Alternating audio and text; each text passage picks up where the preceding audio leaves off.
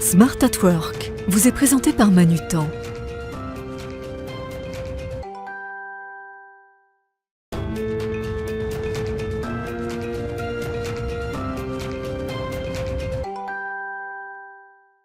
Bonjour à tous, bienvenue dans Smart at Work, votre émission mensuelle autour du concept du bien travailler. Alors ce mois-ci, je vous propose de nous replonger dans l'univers passionnant des achats responsables, mais cette fois-ci du point de vue des collectivités. Où en sont-elles aujourd'hui? Quelles sont leurs obligations, leurs contraintes? Comment parviennent-elles à mettre en place une stratégie en matière d'achat responsable?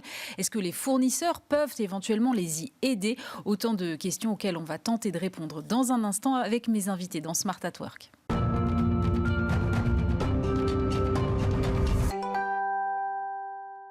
Et pour commencer cette émission, j'ai le plaisir de recevoir Marlene Weber. Bonjour. Bonjour. Marlene, vous êtes chargée de politique de l'achat durable au ministère de la Transition écologique et de la cohésion des territoires. Et c'est vrai que dans cette émission, on fait régulièrement comme ça des points sur les achats responsables, mais je pense que tout le monde n'est pas encore très familier avec cette notion. Et d'ailleurs, est-ce qu'on dit achat responsable, achat durable? Comment est-ce qu'on définit cela? Alors, au ministère de la Transition écologique, on parle plutôt d'achat durable, mais on peut parler d'achat responsable. Pour nous, ça recoupe les mêmes notions. Un achat durable, c'est un achat qui intègre les 3 dimensions du développement durable, donc l'environnement, le social et l'économique. Et comme aujourd'hui, on parle plutôt d'achat public, de commande publique, schématiquement, les achats de l'État, des collectivités territoriales et des établissements publics. Il faut savoir que la commande publique, ça représente 10% du PIB. Donc c'est une dépense considérable, un levier économique d'un poids considérable. Oui.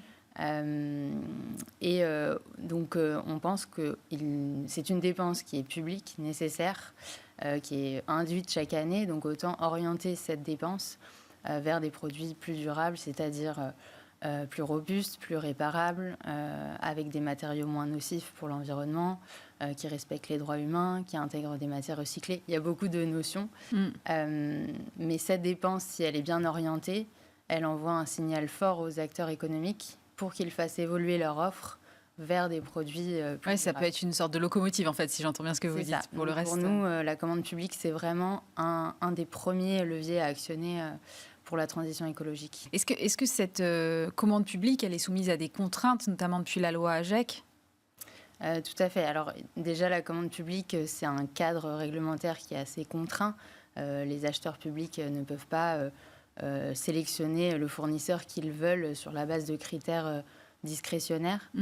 Et de plus en plus, le cadre réglementaire en matière d'achat durable se renforce considérablement en France.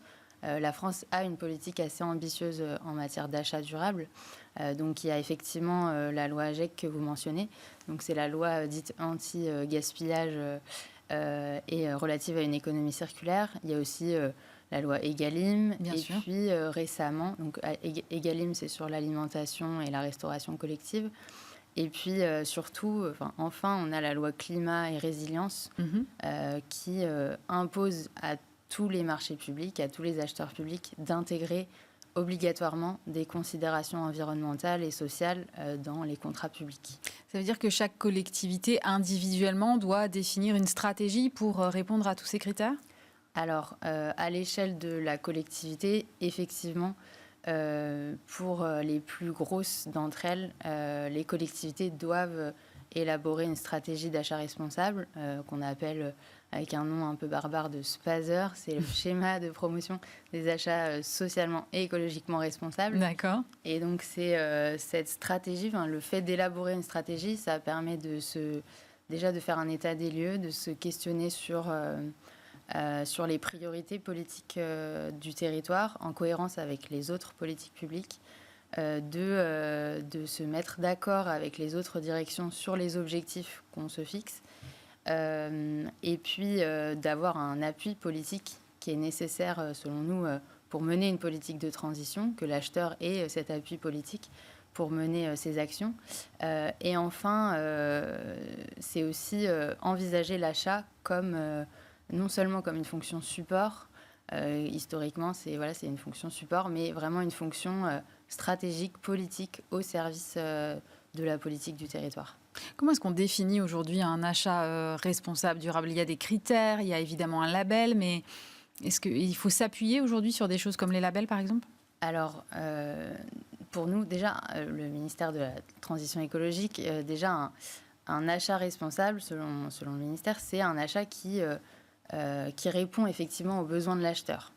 Oui, ça me semble effectivement un bon premier prérequis. Donc déjà, il faut se poser la question de est-ce qu'on a réellement besoin d'acheter 400 nouvelles chaises, ou est-ce qu'on a besoin de faire asseoir 400 agents, ou encore est-ce qu'on a besoin de leur permettre de travailler, ce qui est différent. Peut-être que certains ont des problèmes de dos, ont besoin de fauteuils plus ergonomiques, d'autres préfèrent travailler debout, il y a le télétravail. Enfin, déjà, de faire cet état des lieux, de voir si ce matériel n'est pas disponible dans un autre service.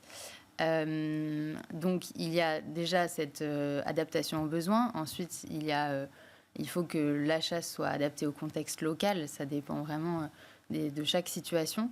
Donc, il n'y a pas de grille, il n'y a pas de liste de produits durables en tant que tel. C'est pas automatique. Un achat, on ne peut pas dire que tel produit est durable. Ça dépend vraiment aussi de chaque situation. Néanmoins, il y a effectivement des questionnements à avoir. Donc, il y a effectivement des labels, des référentiels qui existent. L'Observatoire économique de la commande publique, donc au sein du ministère de l'économie, travaille sur une grille de questionnement, justement, un kit des achats durables sur lequel on travaille aussi. Mais dans tous les cas, ça nécessite de se former, ça nécessite de pouvoir appréhender ces enjeux. Et c'est pourquoi au ministère, on travaille au ministère de la Transition écologique dans le cadre du plan national des achats durables que l'on déploie, on appelle le PNAD, donc de 2022 à 2025. On met à disposition des outils, des formations en ligne, en présentiel, etc. Et des programmes d'accompagnement justement pour élaborer sa stratégie d'achat responsable et avoir des conseils aussi humains sur les territoires pour mieux appréhender ces enjeux qui sont complexes.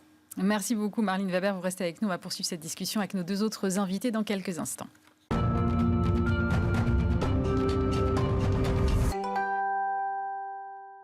Et on poursuit donc cette émission toujours en compagnie de Marlene Weber, chargée de politique de l'achat durable au ministère de la Transition écologique et de la cohésion des territoires. Nous ont rejoint en visio avec nous Moustapha El Ouajidi, directeur adjoint achat et commande publique de Bordeaux Métropole. Et sur ce plateau avec nous, Philippe Mallard, directeur général de la division collectivité de Manutan Group. Bonjour messieurs et merci à tous les deux de nous avoir rejoints.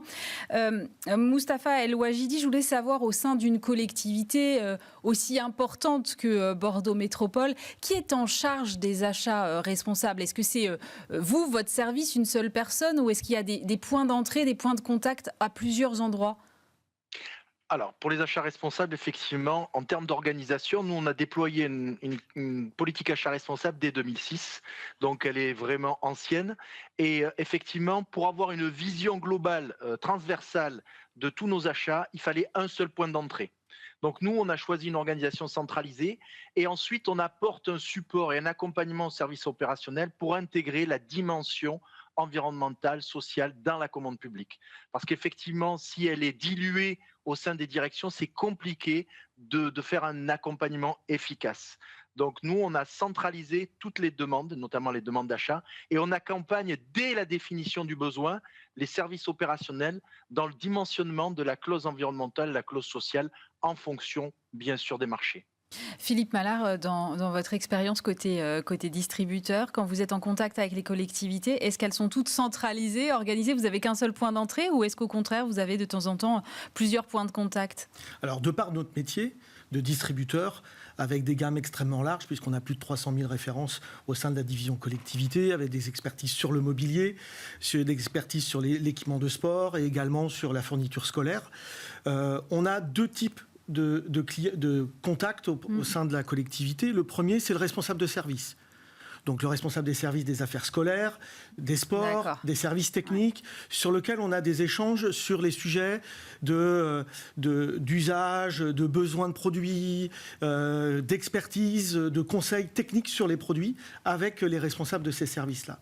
Et ensuite, on est en contact avec la direction des achats, des marchés, pour justement répondre aux critères indiqués dans les marchés publics, dans les appels d'offres liés aux achats responsables, durables et les critères liés à la loi de la commande publique.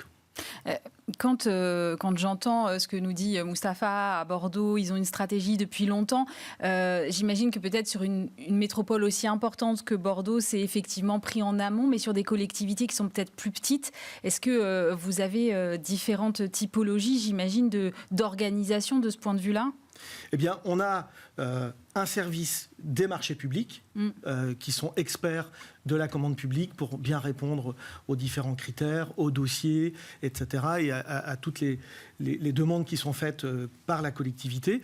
Et puis ensuite, il y a des communes et des villes qui sont plus petites et on est en direct avec les responsables des services pour répondre vraiment à leurs besoins de produits spécifiques. Et ils ont tous cette notion quand même d'importance des achats responsables aujourd'hui ? Alors, on a fait une étude en partenariat avec la Gazette des communes sur l'achat responsable. Et en fait, dans cette étude-là, ressort un chiffre qui est 2/3 choisissent encore comme premier critère le choix qualité-prix. D'accord. Donc, et on le voit d'ailleurs dans les appels d'offres, dans la plupart des appels d'offres, le prix représente encore entre 40 et 60% du critère du choix du fournisseur. Et les aspects plutôt RSE, social, environnementaux, etc., c'est plutôt entre 10 et 20%.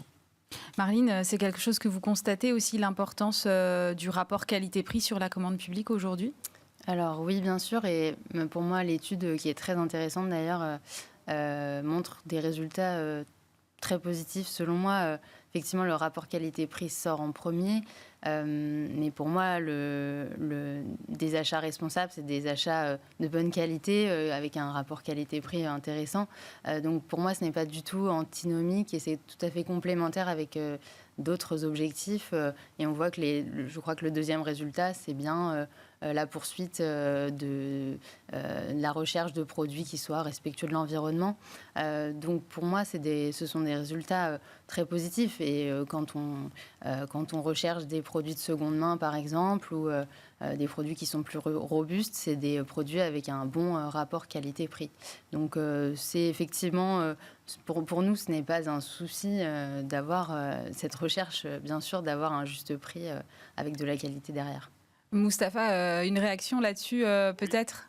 Pour compléter un peu ce que vient de dire Marlene, nous, quand on a commencé à intégrer des critères environnementaux ou des écolabels, effectivement, les premiers produits qu'on a eus, notamment sur le mobilier, sur les produits d'entretien, effectivement, les prix étaient un peu plus élevés. On demandait des écolabels, NF Environnement, etc., respectueux de l'environnement. Ces produits étaient encore en phase test, dirons-nous, c'était les premiers marchés en 2006-2007, c'était avant industrialisation. Mais une fois en fait que le marché en fait s'est emparé de ces produits, à développer des produits écolabellisés, l'industrialisation fait que les coûts en fait baissent mécaniquement. Puisqu'on s'oriente, la norme devient le produit à forte valeur ajoutée environnementale. On n'est plus sur des produits classiques, mais on est sur une industrialisation. Donc nous, aujourd'hui, sur certains produits, notamment les mobiliers de bureau, les produits d'entretien, on ne met plus de critères, on impose. C'est-à-dire que les fournisseurs doivent répondre avec des produits écolabellisés parce qu'on sait que le secteur d'activité a atteint une maturité suffisante pour répondre au bon rapport qualité-prix. Philippe, vous avez la même pression de la part de vos clients, c'est assez homogène là-dessus. On impose maintenant des critères d'éco-responsabilité ? Oui, on le voit dans les cahiers des charges des appels d'offres. Et sur l'aspect prix, en fait, dans l'étude ressort le sentiment assez fort que les prix sont beaucoup plus élevés sur les produits éco-responsables, etc. Alors nous, on a regardé dans notre offre, c'est juste, ils sont un petit peu plus chers, de l'ordre de 5%, parce que la matière première recyclée coûte aujourd'hui un peu plus cher. Ça va évoluer et ça reviendra à la normale. Mais par contre, 5%, c'est pas dingue comme différence, en fait.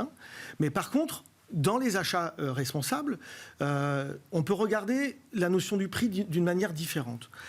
Par exemple, si vous achetez des produits de seconde vie, la différence, c'est entre 30 et 50% moins cher que le prix neuf. Donc, la collectivité est gagnante. Si vous achetez des produits de meilleure qualité, ou qui ont une réparabilité. Oui, ou qui ont une durée de vie plus longue. Et donc, tout ça. une durée de vie plus longue, Ouais. même si vous l'achetez 10% plus cher au départ, le prix sur la durée, parce qu'elle va durer, le produit va durer peut-être 2 fois plus longtemps, au final, la collectivité est gagnante aussi. Marlene ? Oui, je pense que je vais aller dans le même sens, mais effectivement, alors déjà, les enquêtes, les études qui existent, moi que j'ai vues de l'ADEME, donc l'Agence de l'environnement, ou 60 millions de consommateurs, montrent plutôt que les produits avec l'écolabel européen, donc le label écologique à l'échelle européenne, sont plutôt moins chers. Voilà, selon les produits, mais sur ceux qui sortent, comme les produits ménagers par exemple, c'est plutôt moins cher. Effectivement, ça dépend de ce qui est recherché, mais comme je disais, se questionner sur le besoin, donc déjà acheter parfois moins, acheter d'occasion, acheter plus robuste, et donc envisager vraiment l'achat sous l'angle de son coût global, donc c'est-à-dire non seulement le prix à l'achat au moment de l'achat, mais également les frais de réparation, de maintenance, de coûts de stockage, de gestion des déchets, de renouvellement. Lorsqu'on envisage ce coût global, c'est souvent moins cher sur ce spectre-là. Et c'est pourquoi au ministère, nous travaillons à la mise à disposition d'outils pour prendre en compte justement ce coût global. C'est dans la loi climat et résilience pour le 1er janvier 2025, de prendre en compte donc, ce coût global, mais aussi les externalités environnementales, donc les coûts supportés par la société, les émissions de gaz à effet de serre, la pollution de l'air, des sols, etc. Donc pour nous, c'est important effectivement d'envisager l'achat sur toute sa durée de vie. Et si je peux rajouter également le fait que dans 1 an et demi, la loi climat et résilience signe de toute façon la fin du critère unique du prix. On ne pourra pas seulement prendre en compte le prix, il faudra forcément intégrer des considérations environnementales dans ces achats. Donc il y a forcément ces 2 données qui seront prises en compte d'ici 1 an et demi. Mustapha, vous parliez tout à l'heure de produits avec des écolabels, donc là on est sur le côté très écologique, mais est-ce que vous avez aujourd'hui des moyens de prendre en compte des critères sociaux ou disons, fournisseurs locaux qui participent au développement de économique de votre territoire, par exemple ? Alors, le localisme en matière de commande publique est interdit, bien sûr, mais nous, ce qu'on privilégie, c'est de mettre à la fois des critères environnementaux, mais aussi sociaux. On a une politique RSE à destination des entreprises. On joint, par exemple, on va s'interroger sur la capacité de l'entreprise à faire, par exemple, mettre en place des actions sur l'égalité femmes-hommes, la lutte contre les discriminations, les personnes en situation de handicap. Donc, on va les challenger via des plans de progrès pour qu'ils mettent en œuvre et ils valorisent ces actions dans le cadre de leur marché. On a aussi de la clause d'insertion sociale qu'on intègre dans nos marchés publics. Donc, on réalise à peu près 500 000 heures d'insertion par an, donc avec un accompagnement spécifique qui est dédié aux entreprises qui ont ces clauses à réaliser dans leur marché. On va aussi intégrer des marchés dits réservés, qu'on réserve à des structures d'insertion par l'activité économique.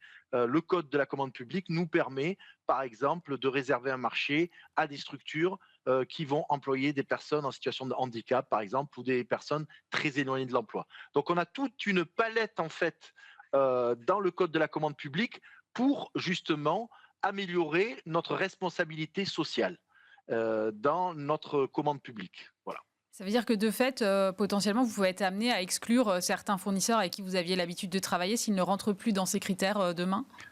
Alors, si c'est des critères, ils vont avoir une moins bonne note, par exemple, sur le critère environnemental ou social, donc ils seront moins bien notés. Donc, ça peut faire basculer. Je donne une anecdote. La première fois où on a mis un critère environnemental à 5%, c'était notre premier marché avec des écolabels, c'était en 2006. On avait acheté 800 ordinateurs et le critère environnemental à l'époque, l'écolabel, on l'avait chiffré à 5%.